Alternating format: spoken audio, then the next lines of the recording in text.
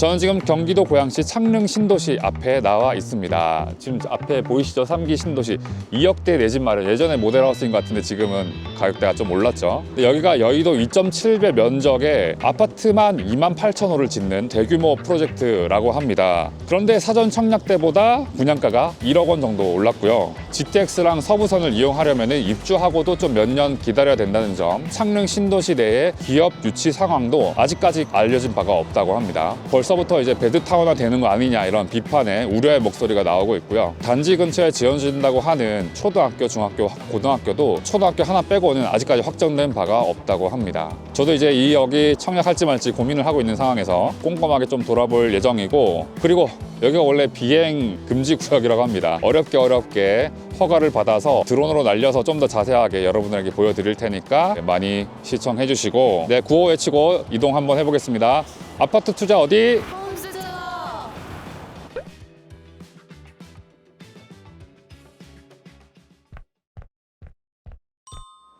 지금 여기 건너편이 이제 원흥지구여서 원흥지구 안쪽을 통과해서 창릉 신도시까지 한번 걸어가 보겠습니다.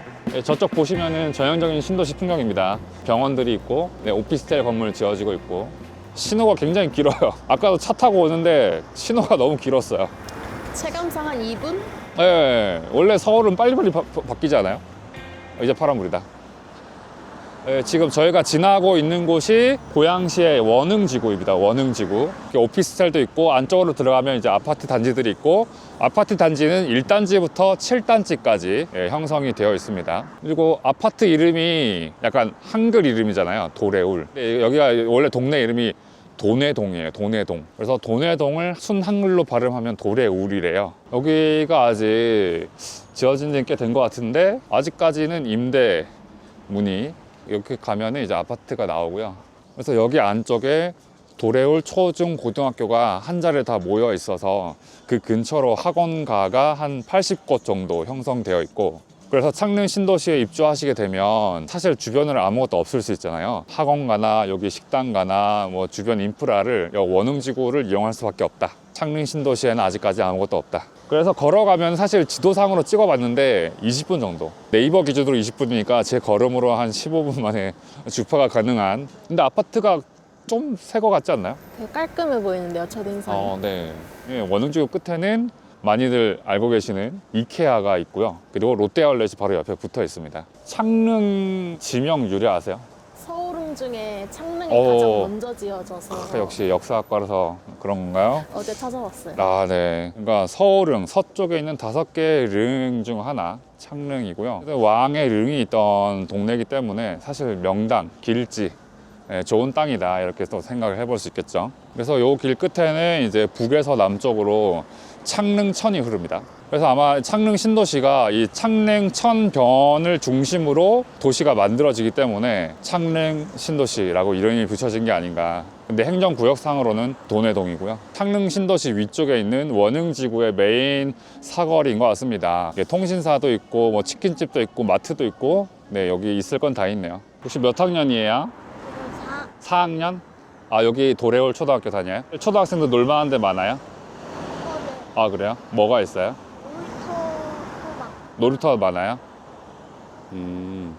그래서 이 창릉 신도시를 중심으로 북쪽으로는 이제 스타필드가 있는 삼성 지역이 있고, 왼쪽 서쪽으로는 행신 지역, 우측 동쪽으로는 향동이 있고, 남쪽 한강 쪽으로는 덕은지구가 있고, 사실 다 이제 아파트들이 많이 들어섰는데 딱 요 동네, 네, 원흥지구 아래에 있는 창릉 신도시 요 부분만 아직까지 개발이 안 되고 있습니다. 왜일까요? 군부대가 있어서. 이렇게 정답을 이렇게 네, 그러니까 군부대가 있어서 개발이 덜 돼 왔다고 합니다. 그러니까 주거시설을 많이 공급하기 위해서 만들어지는 거잖아요. 그렇게 만들어지다 보니까 이제 저기 있는 군부대 하나를 사단을 해체하고 거기다가 이제 뭐 공원도 짓고 요 동네를 좀 아파트 단지 위주로 개발을 하게 된다고 합니다. 그럼 그 군부대는 어떻게 됐어요? 그 군부대는 지금 사단 해체가 되고, 네, 어디론가 갔습니다. 동네 주민 인터뷰를 한번 쓱 해볼까요? 요 동네 주민이세요? 네. 얼마나 사셨어요? 10년. 아, 10년. 동네 여기가 좋은 점이 어떤 거예요? 처음엔 교통이 좀 안 좋았는데 네. 지금 많이 좋아졌어요. 많이 좋아졌어요. 예전부터. 뭐 서울 쪽으로도 많이 가세요? 서울형 쪽으로 가는 노선이 없었는데 네.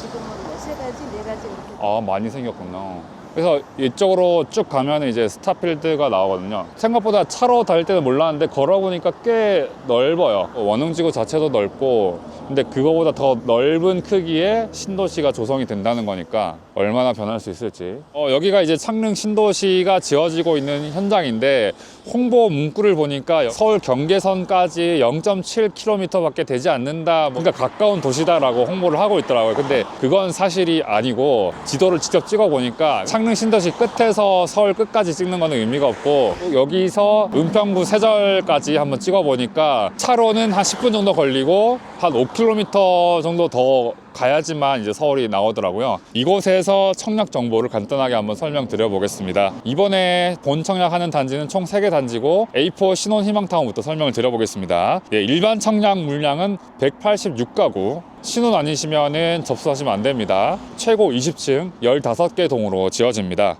신세계 건설이 짓고 빌리브라는 브랜드명을 사용할 것으로 보이고요. 그리고 전용 55타입 분양가가 5억 2천만 원부터 시작을 하는데, 참고로 근처에 아까 봤던 도레올 아파트들은 59 타입 기준에서 4억 원에서 5억 원 사이에서 거래가 되고 있습니다. 그리고 그 서쪽으로는 S5 블록이고요. S5 블록은 전용 51부터 84까지 다양한 선택지가 주어지고요. 759가구 중에 126가구가 일반 청약 물량입니다. 10층에서 20층 규모의 아파트 10개 동으로 지어지고요. 이수건설이 짓고 브랜드명은 브라운스톤이 될 것으로 보입니다. S5 블록이 사전 청약에서 가장 이제 경쟁률이 셌던 곳이고, 아무래도 이제 덕양로라고 하는 서울까지 이어지는 도로 옆에 있는 단지이고, 그리고 창릉역이 지어지는 곳과 가까워서 아마 경쟁률이 가장 세지 않았나 싶고요. 4억 8천만 원에서 7억 7천만 원 정도로 분양가가 형성이 되어 있습니다. 그런데 인근의 84형 아파트가 7억 2천만 원에서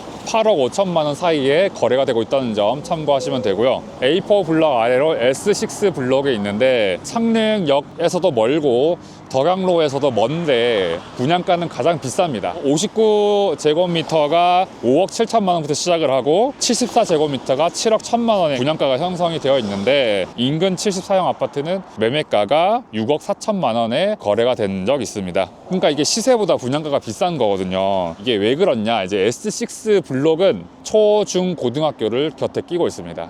그리고 창릉 신도시가 시범적으로 만들어지는 첫 마을이잖아요. 첫 단지다 보니까 학교 주변을 스쿨 파크라는 개념을 적용을 합니다. 공원과 학교가 어우러져 있는 그런 스쿨 파크 형태로 조성이 되기 때문에 아파트 높이도 그 주변의 학교들과 좀 어우러지게 좀 층고를 낮췄고, S5 블록 아파트가 20층 높이라면 여기는 15층 높이까지 올라가거든요. 또 아까 말씀드렸다시피 군사 지역이 근처예요. 그래서 군사 작전 공역상 높이 규제가 있다고 해요. 그래서 전체적으로 S5랑 S6 분양가가 인근 시세보다 조금 낮거나 조금 비싸거나 이렇게 크게 차이는 보이지 않고 있다는 점. 그래서 제 생각에는 투자 목적으로 여기를 들어오신다라는 거는 조금 생각을 많이 해보셔야 될 것 같고, 실거주 목적으로 오신다면은 추천할 만하지 않나.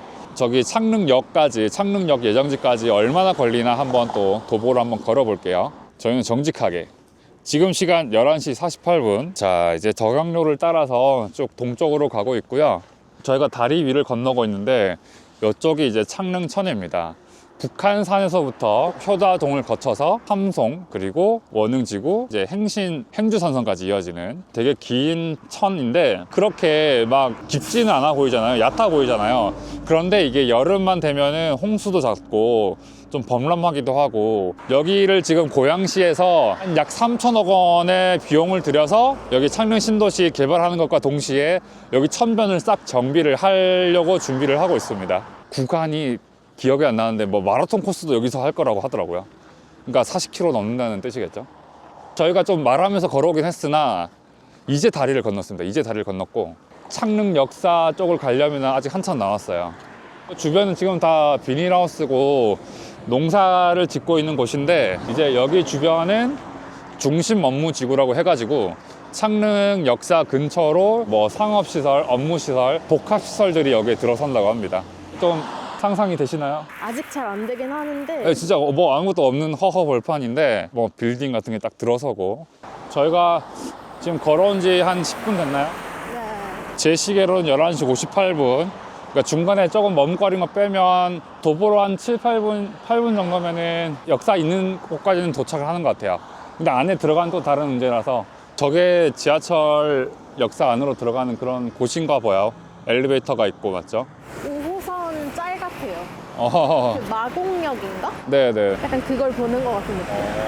S5 앞에서 덕양로를 쭉 따라서 와서 창릉 역사가 지어지는 여기 화랑 교차로 앞까지 왔습니다. 꽤 멀어 보였는데 어쨌든 직선거리를 쭉 오니까 그렇게 많이 걸리지는 않았던 것 같습니다. 그래서 이곳이 GTX-A 노선 창릉역이 지나고요. 그리고 고양 은평선의 창릉역이 여기에 만들어질 예정입니다. 지금은 이제 허허 벌판이고 아무것도 없지만 창릉 신도시의 랜드마크가 될 중심 업무 지구가 이제 여기에 조성이 됩니다. 그리고 GTX-A를 여기서 이제 이용하면 서울역까지는 10분, 그리고 삼성역까지도 15분 만에 주파할 수 있기 때문에 활용도가 높은 노선이다라고 할 수 있고요. 그리고 또 하나 주목해야 될 게 6호선 세전역까지 이어지는 고양 은평선이 이제 고양시청부터 창릉 신도시를 쭉 훑고 지나가거든요. 특히 고양 은평선은 세전역에서 서부선이랑도 바로 연계가 되거든요. 갈아탈 필요 없이 바로 직통으로 연결이 되기 때문에 창릉에서 이제 신촌 지나고 여의도 거쳐서 노량진 서울대 입구역까지 쭉 이어지는, 그리고 쭉 내려가면 바로 자유로가 나오거든요. 자유로를 이용하면은 바로 광명북로도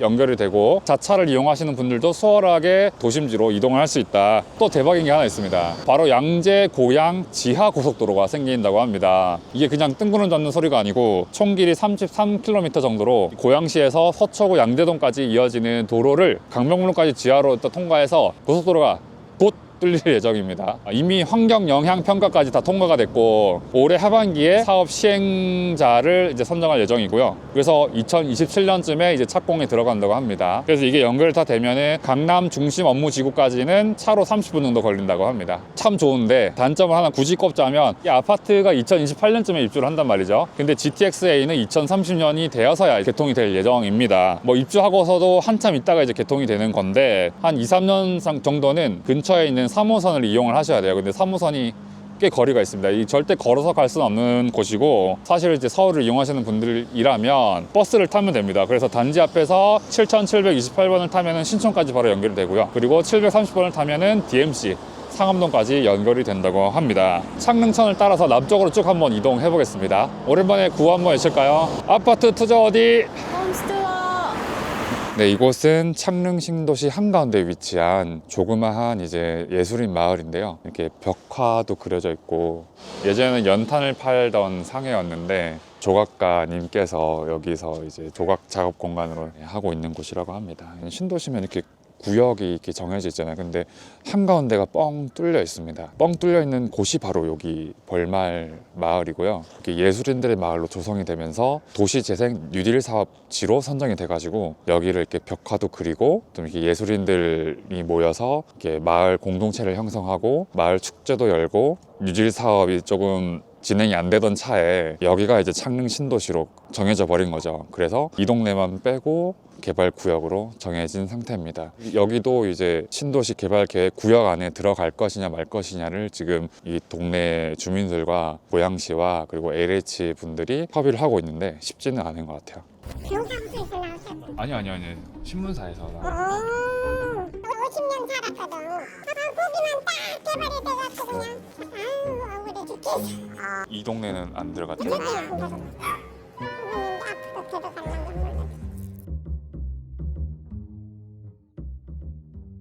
지금 이곳은 경의중앙선 한국항공대역 앞입니다. 창릉 신도시의 가장 남단에 위치한 곳이고요. 가까이에 이제 망월산이 있고 그 아래로 이제 34단이 있는데 아까 오다가 봤죠. 그 34단이 있던 곳은 100만 제곱미터 정도의 규모였는데 호수공원으로 개발이 될 예정입니다. 제 뒤로 보이는 지역이 창릉 신도시의 핵심 콘셉트인 자족 기능을 완성하기 위한 창릉 테크시티가 조성되는 지역이라고 합니다. 창릉 역사 주변에 이제 중심 복합지구가 있었잖아요. 그리고 여기에 있는 상업 복합 시설까지 다 포함하면은 이게 판교에 있는 테크노밸리보다 더 큰 규모의 업무 지구가 형성이 된다고 해요. 창릉 신도시 내에 어떤 기업이 들어오는지는 아직까지는 밝혀진 바가 없습니다. 이게 뭐 대기업이라도 하나 들어온다고 하면은 소문도 나고 좀 좋을 텐데, 지역 신문이라든지 그런 데 보면은 벌써부터 이제 창릉 신도시도 배드타운이 되는 거 아니냐, 이렇게 우려의 목소리가 나오고 있고요. 사람이 한 10만 명 규모의 도시가 만들어진대요. 그래서 사람 많이 들어오는데 그 사람들을 수용할 만한 문화시설이랄지 상업시설이랄지 이런 게 많이 부족하다고 지금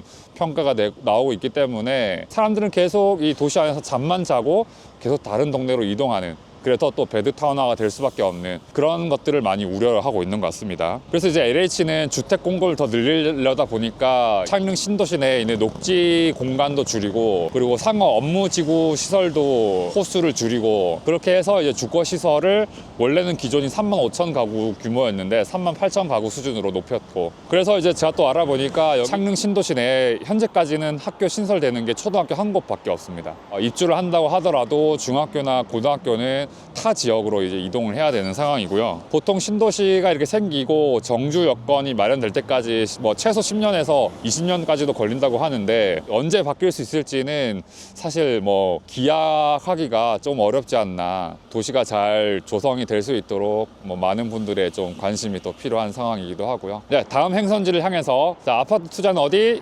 홈스투어. 저는 지금 다시 북쪽으로 올라왔고요. 제 뒤편으로 약간 구릉지가 보이죠? 이제 서울은 앞입니다. 계획을 보니까 이 동네가 한옥마을로 조성이 된다고 합니다. 관광지로 이제 만들어진다는 거죠. 그리고 제 맞은편으로 이제 원흥지구, 저희가 아침부터 돌았던 원흥지구가 아파트가 이렇게 쫙 펼쳐져 있습니다. 그리고 저 끝에서 끊기는데 앞으로 창릉 신도시가 형성이 되면 저 뒤로 아파트가 쭉 늘어설 예정입니다. 전체적인 이 창릉 신도시의 컨셉이 기존의 신도시라고 하면은 뭔가 콘크리트 위주의 신도시라고 한다면, 이제 3기 신도시는 뭔가 달라야 된다, 이런 컨셉을 가지고 들어갔다고 해요. 그래서 특히 창릉 신도시는 창릉천이라는 천을 주변으로 해서 형성이 되기 때문에 콘크리트보다는 녹지가 더 많이 보이는 도시로 형성이 될 예정입니다. 그리고 두 번째 특징은 도심지로 빠르게 연결되는 입지, 이렇게 두 가지로 꼽아볼 수 있고요. 사실 아파트만 들어서는 건 아니고 단독주택 들어가고 상업시설, 복합시설 다 들어가고 뭐 한옥마을 들어가고, 이렇게 여의도 2.7배 면적의 아파트만 28,000 가구, 그리고 단독주택 같은 거 다 포함해서 총 38,000 가구가 들어서는 창릉 신도시. 네, 이 중에 이제 딱 3개 블럭 천마을이 들어섭니다. 총 1,792가구를 이번에 모집을 하고요. 사전 청약을 제외하면은 일반 청약 물량은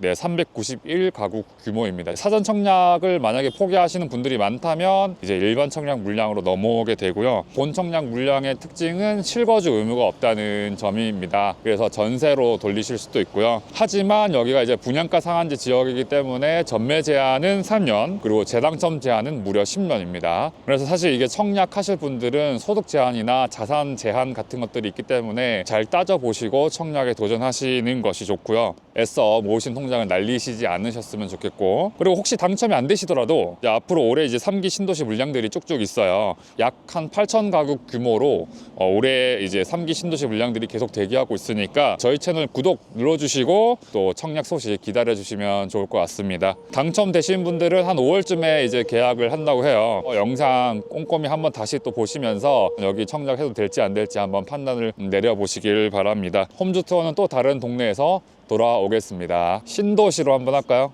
이거 너무 즉흥인데 운 한번 띄워주세요. 신도시를 돌아다녀 봤습니다. 돌아다녀 봤습니다. 시작은 미미하지만 앞으로 어떻게 변할지 창릉 신도시 파이팅! 광고 아닌데.